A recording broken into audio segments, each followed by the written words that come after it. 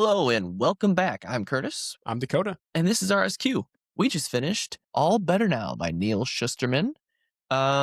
This was a YA what would you call this? Like a science fiction, technically, almost not dystopian. It's like pre-dystopian. Yeah, It's like how how a world becomes dystopian. Yeah, we're almost there. Almost a dystopia, a pre-dystopia.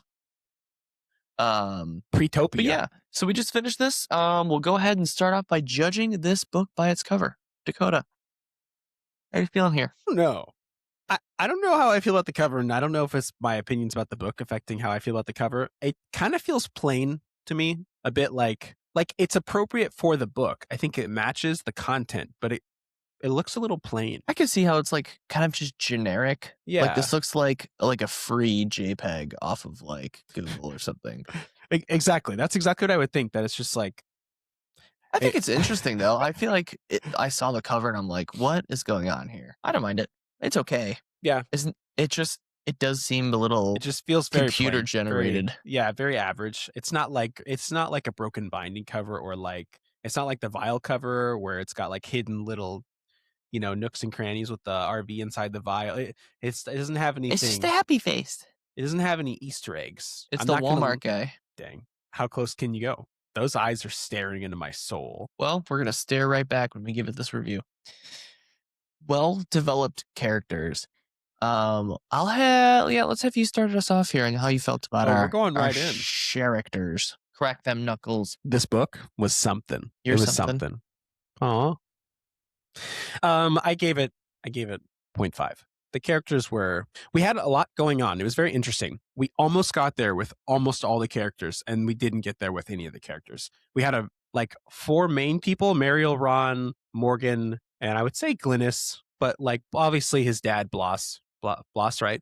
Was was like a central character too, but we saw emotional arcs start for each character, but I don't think we saw anything from like start to finish. We didn't see like a proper character development arc for any of the characters. We got blue-balled. Yeah, so 0.5 because we were introduced to them and they did interesting things, and each character like had their own motivations, but that's probably what pulls it apart, differentiates it from a 0 for me, but we didn't get there, so I'm not giving it a 1. I had initially given it, I went all over the place with this point. I was like, at first I was like, you know what, it was fine. And then when I thought about it more, I'm like, it really wasn't fine. Because like you said, they were there, they started. Every character had like an arc they were following, but they never hit like that turning point. And you could argue like different points, like I guess like Ron when he, contracted virus and was like, oh, like I'm doing this now, and I know what I used to be like, but now that I've got it, I've overcome my fears, and I'm doing what I must for the rest of the world. And I don't know, and maybe Mariel, I guess, she overcame like her inner debate she had where she was going to turn Ron in, whether it was like her relationship with him versus like how she wanted to affect the world, I guess, and how she was going to go about that, and went back and forth and finally made the decision. But then she kind of just reversed everything she thought when she was under the mountain, and then she got out, and then there was just so many, like everybody was on the precipice of doing something and then just did it. I think we have an unfortunate side effect, virus pun intended. We have an unfortunate side effect in that the virus itself kind of makes us not get true character development for the only people we saw growth from, because the only people we saw growth from, it was because of the virus, and it was inauthentic. Like Glynis no longer being evil and like not being able to like do what's necessary because she had the virus. She's a recovery. And Ron like immediately forgiving Mariel for betraying him, but that was just because of the virus. It wasn't like true growth. It wasn't like he had this like intrinsic understanding that like, wow, I love her and I want to keep her in my life. It was like the virus makes him incapable of being negative. Yeah, I forget where I had this somewhere down the line in my notes where I felt like the whole nature of this book with the virus, like stunting characters and making them kind of all the same, kind of ruins character development. And I forget where else I put it. I'm sure I'll come across it again. But I was like, this was, I don't know. I felt like and I'll bring this up later too. The fact that the virus made everybody like want to help and good natured and blah blah, and they had the same characteristics as before, but it like curated them to be better, blah blah. It was so inconsistent, and it only mattered when the plot was like needed to go a certain direction. Oh, now they're super helpful, or oh no, their will was more powerful than their need to blah blah blah. And it would go back and forth, back and forth. Like it doesn't even feel realistic at this point. Not No. realistic, but like it was so like wishy-washy on how we were gonna, have this virus be affecting our characters. And I just didn't think that was well done. So all that to say, half point for our characters. Bada bing, bada boomba. On to our favorite category for this book, originality and creativity. About favorite category, but I gave this one a fat 0, and I am going to have a controversial point after this. After you go. First, I gave this a fat 0. This book even told us in the very beginning, like first 2 chapters, that it's just a COVID knockoff story. This book just piggybacks off the pandemic verbatim, because all the characters like, oh yeah, we just had a pandemic and no one listened to the rules then, and now we have another pandemic and no one's listening to the rules now. And then now there's this virus that makes you happy if you survive, and all your basically inhibitions are gone and you just want to do good for the world, which is cool. It's an interesting premise, but it is not unique at all. It was to me, it felt like a very clear money grab, like off the pandemic. And so for the first half of this book, I was just pissed off because I'm like, this is just like, it doesn't even it feels like such a shallow concept that you're literally just trying to be like, oh, people are talking about the pandemic, let's get a book out there like that. So and it was annoying. It was irritating. It was very irritating. You know what I think would have made this better? I think if we had seen this story pick up where this book ended and had an actual like dystopian world where it's like these 2 viruses that have raged, and like if we're seeing like all the things they predicted in this book, I'm jumping the game here. It's a complaint That's about fine. themes. It's a complaint about themes. All the themes that this wanted to explore, if it had actually explored them, I think it would have been a much better book. But we didn't really explore them. We just talked about like potential problems that this virus would cause with very humanity. prequel-y. Like if we would have got, like you said, the start of the next book or whatever, that would be the end of this book was the first thing that we got. And then after 2 or 3 books, then we got this book, then maybe. Because this just felt like background information we were given about stuff we just don't care about. Yeah. Yeah, my complaints are going to be all over, intrinsically tied to that. But I agree. It wasn't very unique, and it very clearly just piggybacked off of problems that people had with the rules during COVID, and it didn't even do anything interesting with it. It didn't explore like there's ways that he could have explored the themes and explored like morality, but it was just I'm gonna play off of COVID here and off of. I mean, this was just one of those things where it was like, yeah, kind of like Catabasis. You have a great premise and you botch it. Except for this one was just, hey, there's something going on in the world. I'm going to write something about it to try and make a buck. So this is my another like controversial point. I'm going to go ahead and give this one a PowerPoint in the negative. I think this deserves a negative point in the originality. It pisses me off so much. Dang.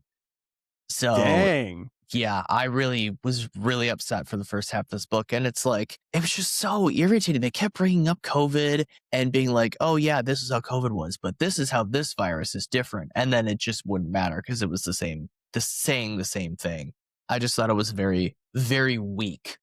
It's very interesting. We'll have to come back to your negative PowerPoint in another category where I made a note was like negative point here. Yes. Deal. We'll come back to that. Good. Yeah. Engaging storyline is our next one. Yeah. I gave this one a half point because even though it was irritating, like, and just clearly like a knockoff of COVID, the premise of it, like, if you just forget the whole COVID thing and the author didn't just try to keep reminding us, oh, hey, this is kind of like when COVID. If this was just like, hey, there's this disease that happens, and it like didn't try and relate it to the last pandemic at all, then it would be an interesting premise. You have this virus that, like, if you survive it, makes you happy and do good. Not a horrible premise, but I feel like it didn't go anywhere, do anything with it. So we kind of lost, like, the appeal of it, like, halfway through the story. Not even halfway. I feel like we were like, is this book done yet? Like, what are we doing here? Yeah, that's basically what I wrote in my notes. I wrote that the whole time I was kind of like, why are we here? What are we doing? It's like, I felt like I was reading to finish the book, not to find out what was happening next. The direction the story took was very lackluster. Wasn't really doing anything. And then they try to my problem was they try to bring Glynis back around after she got this disease to make her happy. And then all of a sudden she's super vindictive and like, oh, I'm not actually going after revenge because it's amplifying my nature that I was before, but I'm just spinning it as I'm doing good for the world. So it's actually okay. I'm like, this is so lame. It was super inconsistent. Glynis's whole attitude towards Morgan, towards Morgan after she recovered was crazy inconsistent. I guess, I don't know. I guess it kind of makes sense with the trying to defend the virus because that was the recovery's main goal. But she just seemed like, I've got to get her back. I've got to stop her. I've got to destroy her. It wasn't like for the good of mankind. I need to stop her. It was like, I've got to take her down, which doesn't feel very consistent with the attitude we saw from most of the recoveries. Well, that's because it kept going back and forth because then she would say, oh, we have to do this together so we stop the Earth so we can continue the spread, which makes it seem more hive-mindy, which would be cool. And they mentioned it once, I think, but it just, it felt very, again, a lot of these things in this book that happened felt very, this is happening because we need the plot to move forward, not because it makes sense. Yeah.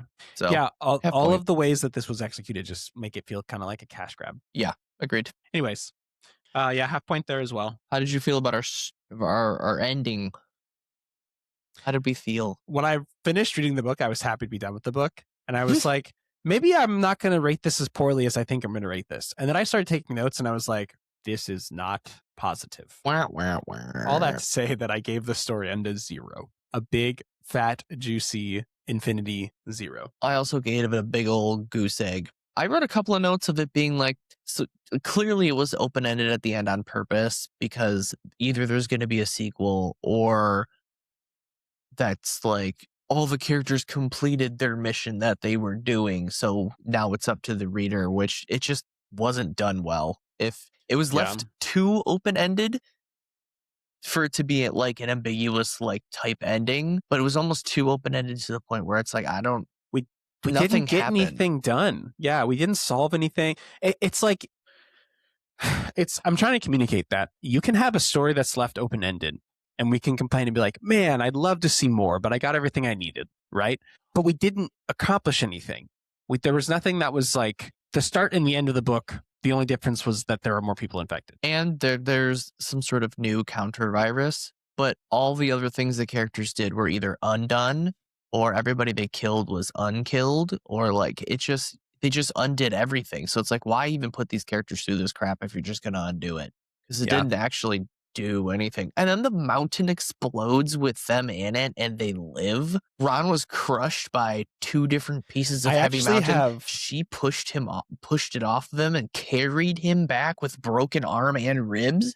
What the hell are you talking about? I have tons of highlights that I want to mention for really weird inconsistencies, but I think I'll save them for the prose section. Same for whatever you want, because I'm sure they're everywhere, which is a huge bummer because I will say I like this author for them. He's a very good YA author. I've read 3 of his other series and I enjoyed them. This book was buns. Scythe was fantastic. I read Scythe, the Unwind Dystology, and I read the Skinjacker trilogy. All of them are good. They're all YA, but they're all done well. I mean, I think they're all unique. This one was stupid. That's my professional reviewing opinion. Is RSQ certified opinion is stupid. This was garbage. This was big butt. And big booty buns. Speaking of big booty butt, let's move on to world building. How do you feel about the world building and setting? I gave it a half point, but I almost want to give it no points because I feel like we worked early RSQ days. We had to learn how to differentiate between world building and freebies, where it's I'm not going to do any world building. I'm just going to set it on Earth, and then I don't have to do any world building, right? Or any setting. Well, I think once we hit, it was the devil we separated that because we had talked about how in the setting we got the coffee shop was really well done and Yeah, like Lucifer's area and decorations stuff. and the Yeah. apartments, like it really explained the apartment, and I can see where I'm at. I can see the character walking towards blah, blah, blah, blah, blah. Yeah, this definitely felt like there was a really heavy reliance on like, oh, you are a human living on planet Earth. You're going to know what an airport looks like. You're going to know what someone like taking their mask off looks like. You're going to, all of these situations, you're just going to know it because you lived through COVID and you live on planet Earth. Not to say that it was like a confusing book where I was like, I don't know where we are right now. So I didn't give it a 0, but it just felt like it was too like freebie. I wrote cop out in my notes. How are you going to rate this thing? Because this is world building and setting. So here are my thoughts, and then we'll come back to you. So setting, I gave it the half point because I knew where the character was. I didn't have like really, for a YA book, I'm like, I can figure it out. I feel like we didn't need too many descriptors. We could have used more, but I didn't want this book to be any longer, so I was fine with that.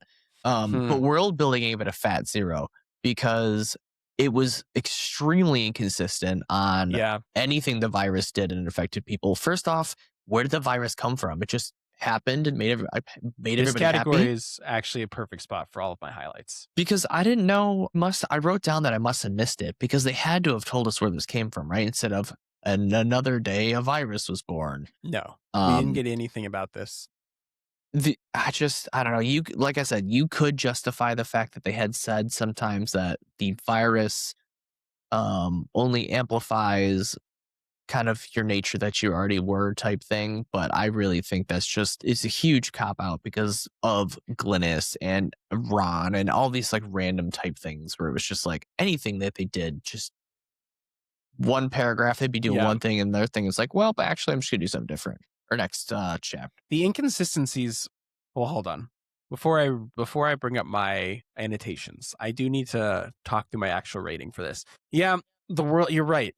I don't know how I'm rating this. I guess I would give it a half point for the setting, but I almost don't want to because, like I said, I feel like he didn't do anything for the setting. He just used Earth and he used like existing situations. But maybe that's just being nitpicky. Well, you don't think like the pier was described at all? Like that's true. The pier was described pretty well. I mean, it's your thoughts. The Airbnb was described pretty good, and the whole like where they lived, the seed land, the seed vault. It's up to you. If you didn't feel it was describable, just give it. All right, I'm giving it a half point. 0.25. I'm giving it a half point. But there were a ton of. I don't know if they're not all inconsistencies, but really like weird lines that didn't make sense to me. Like one of them that I didn't highlight that you just reminded me of was like Preston wrapping a cracked vial in a paper towel after he comes from a hermetically sealed environment where they're creating a virus that's like extra contagious, and he's like, I'll just wrap this in a paper towel. Well, he gets infected. Right. But he's like, I'm going to wrap this in a paper towel. It'll be fine. On the plane, when he's like, sees a little crack and he's like, he's not a scientist. He's just an idiot. Who you think anybody's? I'm just saying. Okay. But then there are a lot of really weird spots in the book where I made note of. One of them, Mr. Escobedo laughed at the suggestion of lawyers, which very few people have ever been known to do. That line, I don't know. That line didn't make any sense cheesy. To me. It seems like this man's above the law, so he laughs at lawyers, and no one's done that before. Yeah, exactly. The no one's done that before is really what got me. I was like, people do that all the time. I will counter your highlight with an actual good highlight that I saw because I liked the line. It was because they were already so far up the wrong tree they could no longer see the ground. I thought that was cool. That's good. Now give me another bad one. This is a little political of me.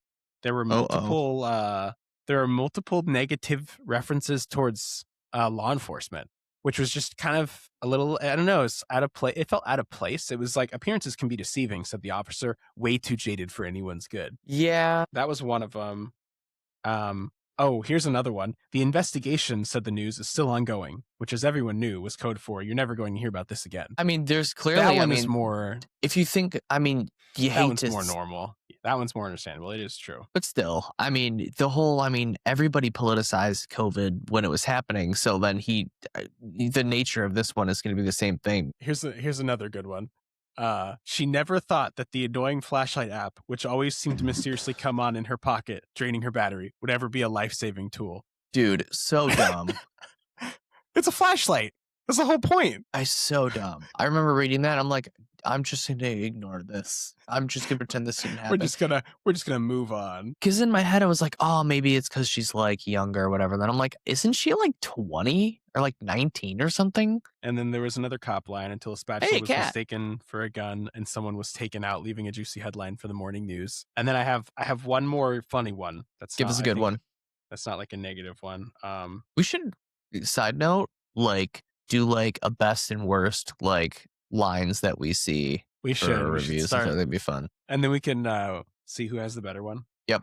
And if we match, we kiss. This is Juniper. She really wants to be a part of RSQ today. Juniper. Okay, last one is Jarek Joseph Jobbins had 2 childhood loves that he never outgrew. His parents called them obsessions. Waste of time that distracted him from his schoolwork. His therapist called them fixations. That whole couple of pages. One unmistakably phallic. And it ends up being something dumb, right? Like it ends up not being anything phallic at all. It was the submarine. The submarine. I was like, why the write other that? Indicative of a desire to... Yeah, it's like this buildup of like childhood obsessions that everybody said distracted him. One was phallic. One was a penis. It's a submarine. But it was a submarine. Homeboy just wanted to write phallic. Yeah, it's just like... It's just kind of cheesy. It's like it's YA, I guess, but it's like, why are you writing penis in YA? The cat is now spinning the wheel. What'd it land on? It still didn't land on the Devils.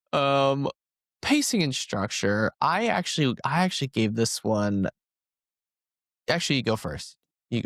I was bored, and when I'm bored, I typically dock a point. I actually have an internal argument every time I dock a point because I'm bored, and I'm like, is that the engaging storyline or is that like the pacing? Like, was it that nothing was going on? And so I will say that I docked a point in engaging storyline, so I probably shouldn't dock a point in pacing because things were happening, and it's not that it was paced poorly, that like nothing was happening throughout the book. I was just not interested. I didn't feel like interesting things were happening. So that's like engagement versus like an actual pacing structure issue, and I don't think there was an actual pacing structure issue. So I gave it a 1 in pacing and structure. Yeah, so that was actually one of my arguments too. So I feel weird here. I was bored, but I think it was the subject, not the pacing per se. Structure was fine, so that's the half point, but I think it'll get the 1 point because things moved along. They didn't stay in one place too long, and if they did, it served a purpose. But yeah, so I think it gets the point there for me. It's not like nothing was happening or like it was dragged out in any areas, so I'll give it a point there. Yeah, I suppose you can have a full point in one category. Emotional impact, though, I don't know, man. I don't know. I gave it a half point, and it was a generous half point. I gave it a half point because I felt like inconsistently, but you could see like the rationale and like drive behind the like infected people and like what they were doing like for the cause type thing. And I felt like Mariel had some like good moments where she was like really conflicted with Ron, like whether turning him in or, her feelings on him and his situation. Like, all right, do I help him spread the virus or no? So I gave it the half point for that. It's a really weak half point, which is funny because I gave it a negative PowerPoint earlier, but it gets the half point for me. It was a close to 0 though. I will say that. I put, am I giving this another 0 ... question mark? Yes, you are. And then I was like, I don't think I had a connection to the characters, which made emotional impact hard for me. I don't know if this makes up for like all of the emotional impact, but the only thing I could see would be like Mariel's origin story in the beginning. Like that whole thing with her mom was like a little bit emotional, but everything outside of that, I was like, I don't think I have any emotional impact here. I'm actually changing my point because of what you said. Yeah, it's a 0 for me. Because what we talked about earlier too, there's all these characters that were infected you could not relate to at all. Yeah, it was inauthentic, ingenuous emotions. It wasn't like you could tell that they cared with what they were doing, but it wasn't enough to make the reader care because I thought it was just ridiculous. Yeah, like I go back to that moment where Ron like immediately forgives Mariel. I think that could have been an emotional moment if like the whole purpose of the virus didn't like ruin the character's like emotional development. They're not a person anymore. Right. And that was the whole, counter argument to the virus, but still. Blech. 0. Writing style and prose. Yeah, it's fine. Other than my minor complaints about some of the, I had another one. Lines. I had another one that I must not have highlighted, or I must have unhighlighted it. I'm gonna read it really quick. Did you find it? I remember what it is, so I'm just gonna search the word. Oh, you know, it's gonna be bad when you search it just by a word. I felt for the most part, besides the word phallus, it was YA appropriate. Because as everyone in the modern world knows, humanity is plagued by more and more of less and less. And for all anyone knows, a lifetime of eating Monsanto engineered soybeans could leave humans with 3 heads, each more stupid than the last. I like all the more line. reason to have a genetic safe room for uncorrupted life. I like that line. That one wasn't like a complaint. It's just like, Monsanto soybeans are in here right now. We're talking about genetically engineered soybeans. Yeah, I gave it a 1 for writing style and prose. It was fine. He's a good writer. I just don't think he executed on this premise that well. So what happens when you write a book just to get money? It's literally like, I guess it's kind of the same issue I had with Catabasis. I was going to say it's the opposite, but I also think she's a decent intellectual person, just a bad storyteller. So kind of the same complaint. But anyways. Any hoser. Next one, meaningful themes in depth. I'm going to start here because I need to talk through it because I'm not sure how I want to rate this one. I gave it a 1 question mark. And I put that this the only purpose of this book is to explore the themes surrounding this virus. And then I put in my notes, I think the only purpose of this book is to explore moral dilemma. Did it pull it off enough to get a point? I'm having a hard time separating my general distaste for the book from my rating here, because it kind of spent the whole book exploring the moral dilemma surrounding the virus and the different perspectives of it. And so I think it deserves a point, even though I didn't really like it. But my earlier complaint when we started was that we didn't explore, we didn't see any of these themes fully explored, right? So I don't know, the book wants to look at what would society look like in this situation? But did we really look at it? Did we really get an exploration of the theme? Did we really get, I don't. It's one of those things, I feel like the theme was there. I don't know if it was, it was clearly there, but it was shallow, and I don't think it was well done. It didn't explore the theme, it just introduced it type thing, which I think is the hard part. And I think I'm going to give it a half point because of that. Because I wanted to be generous here because this part is kind of the whole purpose of this book. This book, the only thing it really set out to do was to explore these different moral dilemmas. I don't think we really finished exploring them. They were presented to us and then we walked away from them. I think because we got so much between Ron and Mariel, the whole greater good versus what they personally want / need, your relationship versus, saving the world type thing. It was there, but everything kind of just got undone because they made their choice. And then they kind of went back on it at the end. So it's well, did we explore it? Or are we just going back and forth? Are we just talking about things now? So I had initially given it the whole point. So I don't know if I want to dock the half point because it's there, but I feel like it's also not. We really wanted to. We wanted to look at, or he wanted us to look at a world where what if you had a virus that made you content? What does it look like? What's the moral dilemma here about this virus? What does this do to the world? But we didn't see it.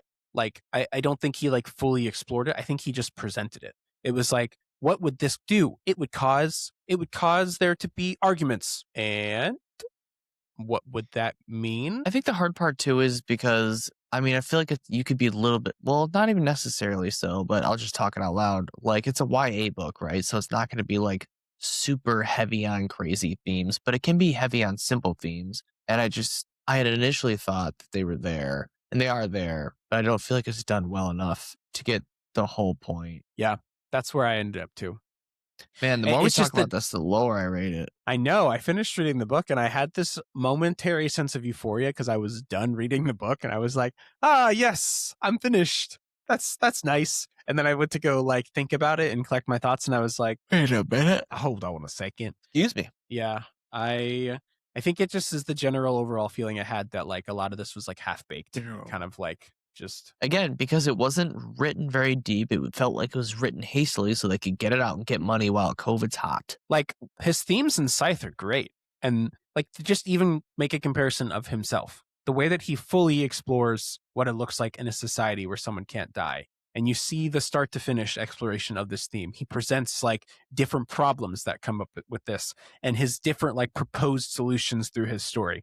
And we just don't see that completeness. He's very good at those like moral dilemma type things, because the other one that I read was Unwind, and it was all about how you could unwind your child up until a certain age if they were like, kind of like a shithead type thing. And it was all about the morality of that and like what would happen if you went past that age. Where do we meet that age? Well, okay, you unwind them and use their parts for things type. Like it was a whole bunch of different things like that, and it's done really well. So it can be done. It just was such a shallow writing experience. So half point. So there we are. And rereadability and lasting impact is a big fucking 0. This is where I wrote in my notes negative lasting impact. I will be mad that I read this and I won't read it again, and I was happy to be done with this world. Yeah, the thing is I wanted to like it. One, because I liked the author, and two, the premise, if he didn't just try to make it a COVID book and make it his own thing. It's like when someone compares their book to like, oh, this book is just like Red Rising, like you'll love it, and it's like nothing like it. Or it's a carbon copy of something else, and you're like, if you like this, you like this. And it's like, well, that's because it is that. There's nothing different. I think that is a problem. But so if there is another book for this, I would have it be really hard pressed to read it. Like if we were doing it just to go off on another book. A spite read. Yeah, because in my head, I hate things not being finished. So like if there's another book, I'm like, I would need to like complete this in my brain so I never think about it again.